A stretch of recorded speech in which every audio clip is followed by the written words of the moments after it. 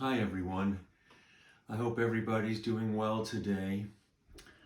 As I thought about today's sharing, it occurred to me some of you may wonder why or how can we spend attention on the inner life when there's so much trouble and difficulty in the outer life, and that's precisely why we need that. And the image that comes to me about that is of a tree, an enormous tree. Now certainly trees in hurricanes or tornadoes can be upended, but most of the time if trees have deep roots and wide trunks, the upper branches, no matter even if they're cracked or broken, those trees will not be upended. And that's exactly why we need to pursue our inner life and to extend and deepen our roots and strengthen our trunks and our connections so we can endure these unexpected storms.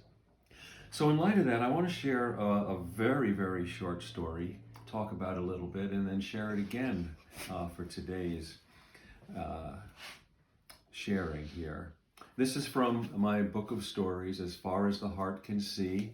It's a very small one-paragraph story called Cain and Abel on page 175, and it goes like this.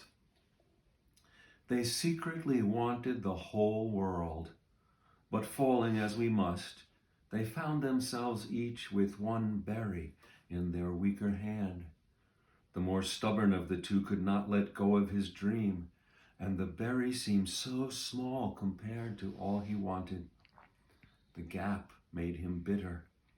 The gentler of the two was shaken into wondering if the dream had led him to this berry, and he was softened further to sense the whole world under its tiny skin.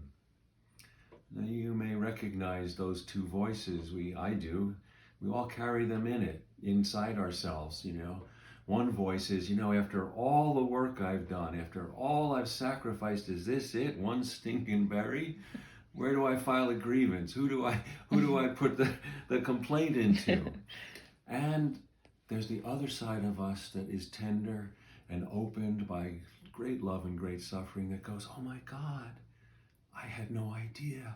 It's all right here.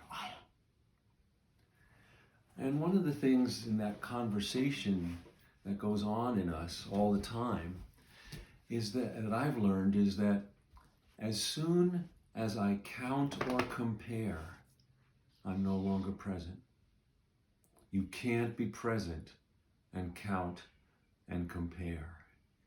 And so the only thing to do, whether we count or compare up or down, is when we're feeling less than or we're feeling shaky, is to return to being present and return to deepening our roots. So let me share this one more time. Cain and Abel. They secretly wanted the whole world, but falling as we must, they found themselves with one berry in their weaker hand. The more stubborn of the two could not let go of his dream, and the berry seemed so small compared to all he wanted. The gap made him bitter. The gentler of the two was shaken into wondering if the dream had led him to this berry, and he was softened further to sense the whole world under its tiny skin.